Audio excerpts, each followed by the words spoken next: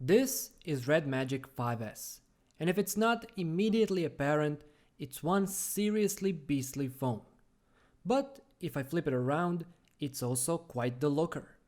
But wait, there's much more, and I'll tell you all about it in another KeenGamer review.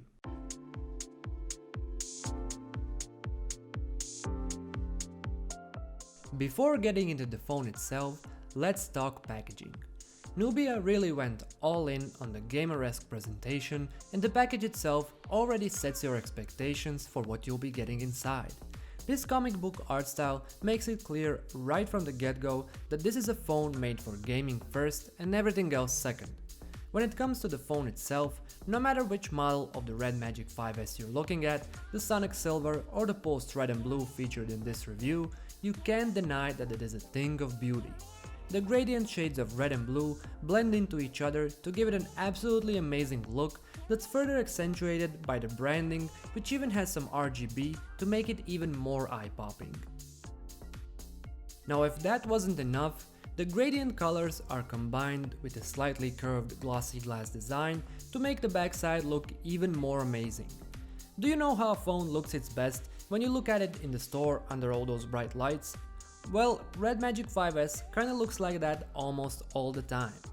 Even though the Pulse model is clearly aesthetically geared toward gamers, I constantly got compliments, comments, and was asked questions even from a non-gaming crowd, and it's really easy to see why.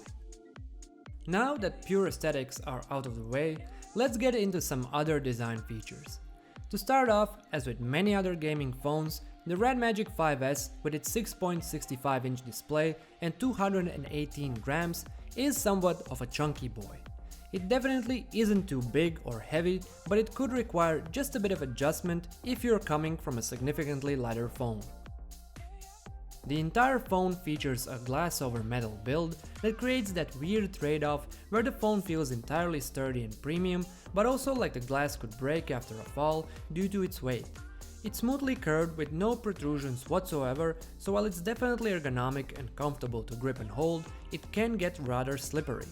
Luckily, Nubia includes a transparent case right in the box to alleviate that problem, but also so you can add another layer of protection to your shiny new toy.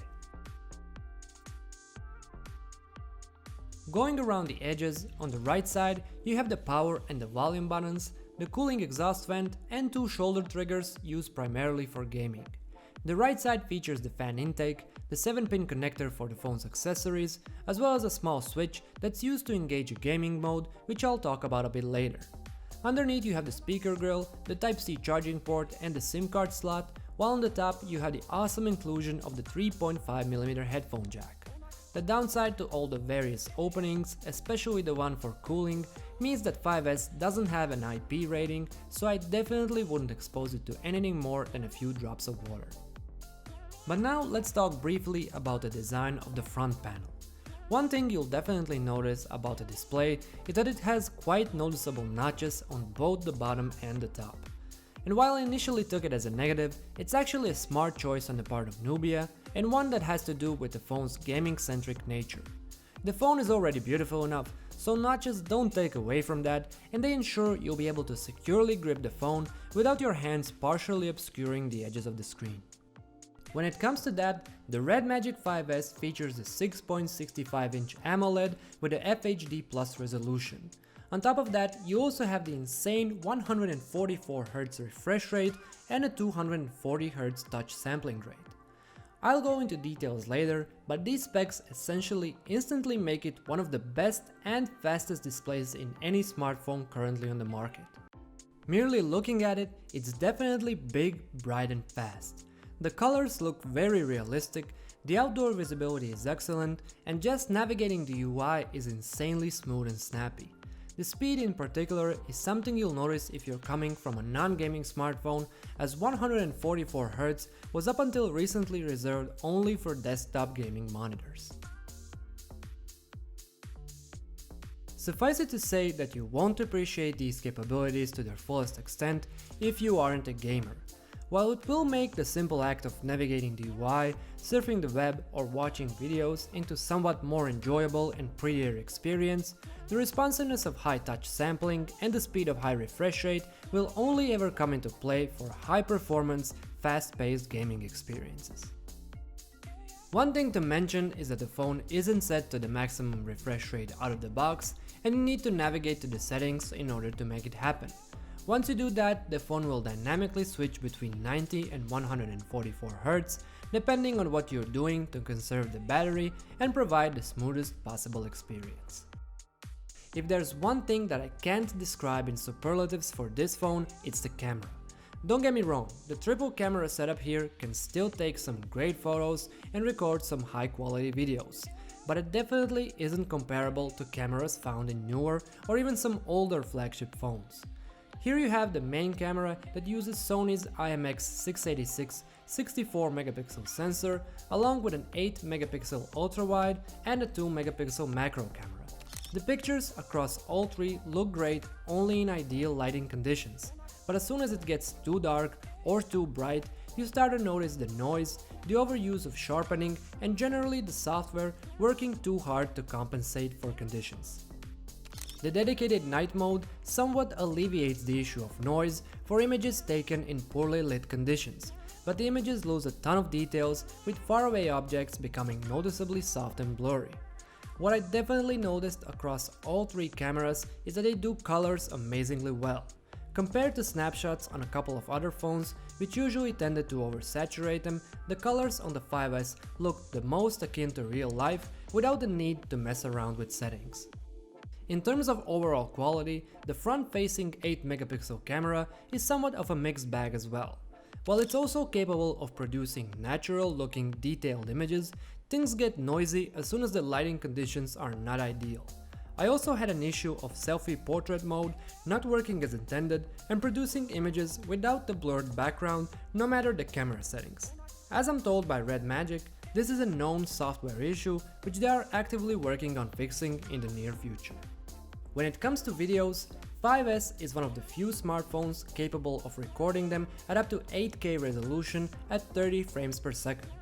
This will afford you an insane level of detail at the cost of large portions of the available 256GB of hard drive space. Dialing things down a bit in terms of resolution still produces some great results, but the difference in quality when compared to 8K is painfully noticeable, making it really hard to go back to 1440p, let alone 1080p. The last thing to mention in terms of the camera is the software and all its additional features. It seems like Nubia, for every drawback of the camera, decided to add another special little gimmick, filter or a feature. Some of these, like the time-lapse, panorama, slow motion or art camera, are worthy of playing around with, while others are rather empty gimmicks for which you rarely find any use. When it comes to the rest of the software experience, at a first glance, the RedMagic Android skin here looks as bare bones and as stock as they come. It does come with some surface level stuff, which again goes for the gaming aesthetic, and this includes things like built-in wallpapers, the fingerprint reader animation, colorful settings icons, and some other elements of the UI. It's all really simple to use, and the software isn't bogged down in unnecessary clutter and things you'll never use. The in-screen fingerprint reader definitely isn't as fast as the ones you might find on some other flagship phones, requiring the finger to linger on the screen a bit longer to actually register. Face recognition, on the other hand, is near instantaneous even in a poorly lit environment. Another thing worthy of mention that's not gaming related is the always-on screen setting that is fairly robust in terms of customization. It has a huge selection of videos, GIFs, and images to choose from, and even allows you to import your own and customize them to your liking. When it comes to those features which are gaming related, there are a few to go through.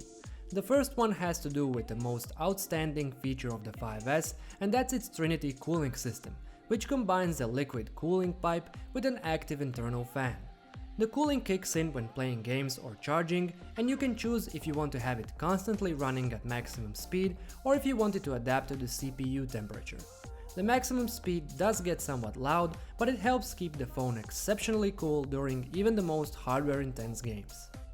The second gaming related feature comes in the form of RedMagic game space, which you enter by flipping the switch on the left side of 5S. Once inside, you'll be greeted with a list of games installed on the phone, as well as a whole host of gaming-centric settings. The main menu here allows you to check your gaming statistics, screenshots, recordings, as well as adjusting the cooling fan and some other simple options. Once you start a certain game sliding from left to right, you get an additional menu that's the real star of the show. It's here where you can make the phone even faster at the expense of the battery life, even though the default performance mode will easily chew through most games.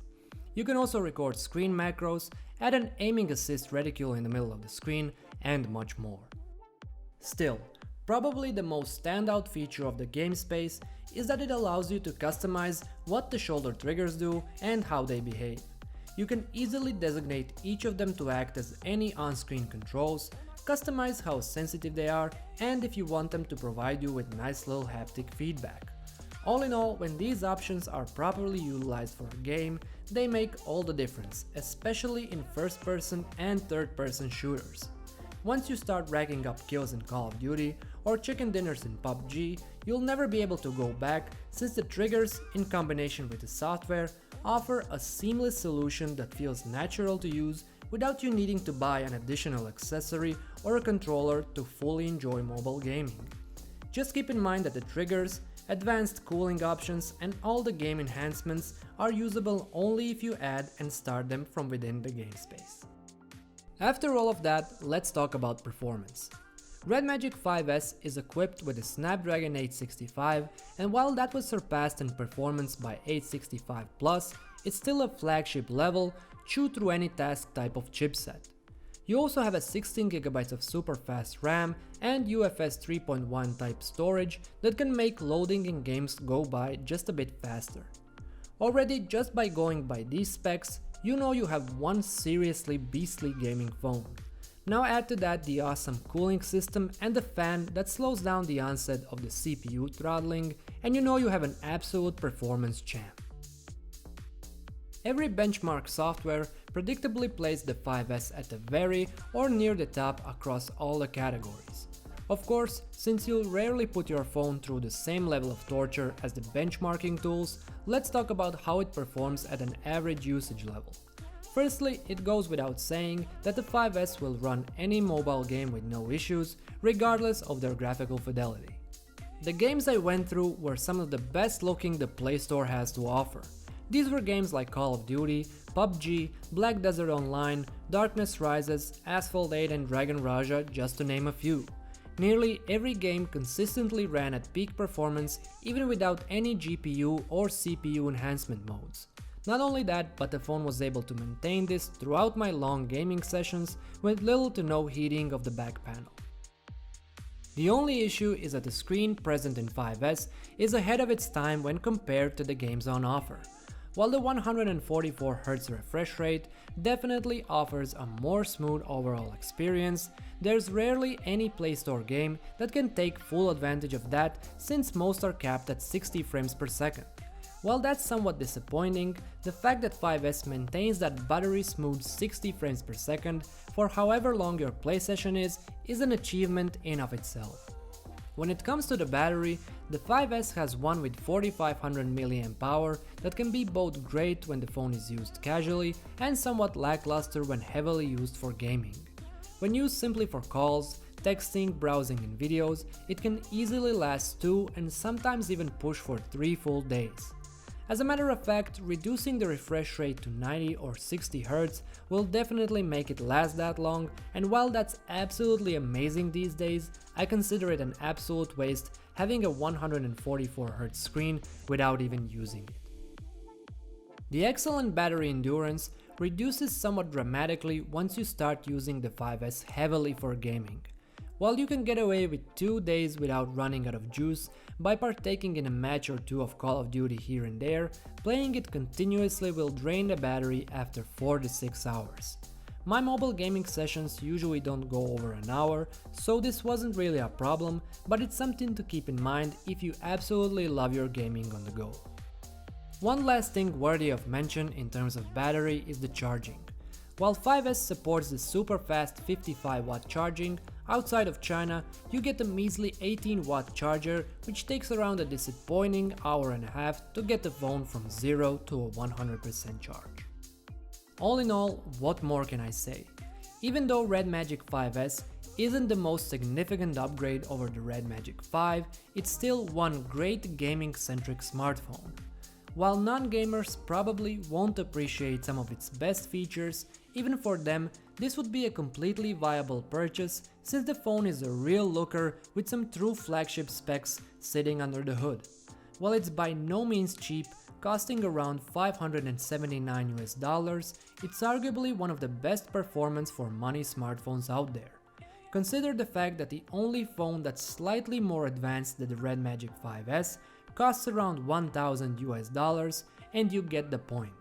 If you're a gamer, this is really a no-brainer purchase when compared to other smartphones in the same price range. Even if you aren't warmed up to mobile gaming and don't believe in it as a serious choice, the 5S, with its awesome host of features, might make a believer out of you yet.